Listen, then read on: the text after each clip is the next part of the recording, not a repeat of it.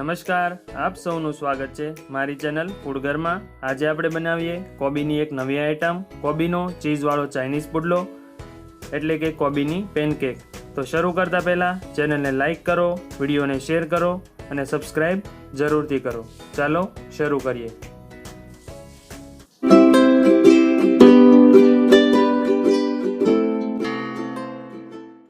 સામગ્રીમાં કાંદા અને કેપ્સિકમને કાપીને કોબી અને બટેકાને ખમણીને લીધા છે। કોબીની માત્રા થોડી વધારે લેવાની છે। બીજી સામગ્રીમાં મિત્રો જોઈએ તો ચણાનો લોટ, મેદાનો લોટ, સોયા સોસ, ગરમ મસાલો, ખાંડ, મીઠું અને આદુ, લસણ અને મરચીની પેસ્ટ લીધી છે। તો સૌપ્રથમ મોટા વાસણમાં આપણે ખમણેલી કોબી લઈ લઈએ અને ત્યારબાદ ખમણેલા બટેકાને એડ કરી દઈએ। બંને એડ થઈ ગયા પછી તેમાં કાપેલા કાંદાને એડ કરી દઈશું। મિત્રો, કોબી અને બટેકાને ખમણ્યા પછી તેનું પાણી કાઢવાનું નથી, આપણે એ જ પાણીનો યુઝ કરીશું। હવે તેમાં સ્વાદ અનુસાર મીઠું એડ કરી દઈએ। મીઠું અને કાંદા બળવાથી મિત્રો તે પાણી છોડશે। બરાબર સરખી રીતે તેને મિક્સ કરી લઈએ। મિક્સ કરવાથી મીઠું અને કાંદા બળશે અને ધીમે ધીમે તે પાણી છોડશે। થોડા કેપ્સિકમ કાપેલા હતા તે એડ કરી દઈશું। બરાબર સરખી રીતે મિક્સ કરી તેને થોડીવાર સાઈડમાં મૂકી દઈશું, જેના કારણે તે પાણી છોડશે। તમે જોઈ શકો છો આ જ પાણીનો આપણે આગળ ઉપયોગ કરવાનો છે।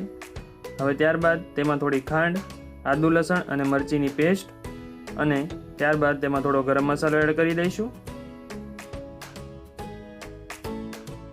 હવે આપણે ચણાનો લોટ એડ કરીશું। તમે જેટલી માત્રામાં ચણાનો લોટ એડ કરો તેના કરતાં અડધી માત્રામાં મેદાનો લોટ એડ કરવાનો છે। મોટાભાગે મેંદો યુઝ થતો હોય છે, પરંતુ આપણે ચણાનો લોટ પણ એડ કરીશું, જેના કારણે તે ક્રિસ્પી લાગશે અને ચીકણો ઓછો થશે। બરાબર મિક્સ કરી લઈએ। મિત્રો, આપણે પાણી એડ નથી કરવાનું, જે પાણી વધ્યું હતું તેમાં જ આપણો લોટ બંધાઈ જશે। ત્યારબાદ જરૂર મુજબ લાલ મરચાંનો પાવડર એડ કરી દઈએ। બરાબર મિક્સ કરી લઈએ।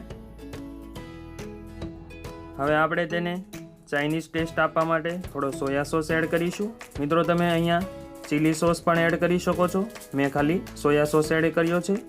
ત્યારબાદ તેને સરખી રીતે મિક્સ કરી લઈશું। તો તૈયાર છે આપણું બેટર। બરાબર તમારે આવી રીતે બનાવવાનું છે, વધારે જાડું નહીં અને વધારે પાતળું પણ નહીં। હવે ગેસ ઓન કરી એક પેનમાં થોડું તેલ લગાવી દઈશું। તમે કોઈ પણ પેન યુઝ કરી શકો છો, મેં અહીંયા ઢોસાની લોડી લીધી છે, તે પણ ચાલશે। બરાબર સરખું તેલ લગાવ્યા પછી તેને ગરમ થવા દેવાનું છે અને ગરમ થયા પછી આપણે જે બેટર બનાવ્યું છે તેમાંથી થોડું આવી રીતે લઈને તેને મૂકતા જવાનું છે અને બરાબર રાઉન્ડમાં શેપ આપતા જઈએ। તમે જોઈ શકો છો મિત્રો, સરસ રીતે આપણો ચાઇનીઝ પુડલો તૈયાર થઈ રહ્યો છે, એટલે કે કોબીની પેનકેક તૈયાર થઈ રહી છે। મિત્રો, ચેનલને સબસ્ક્રાઈબ કરવાનું ભૂલતા નહીં, વિડીયો ગમે તો શેર અવશ્ય કરજો।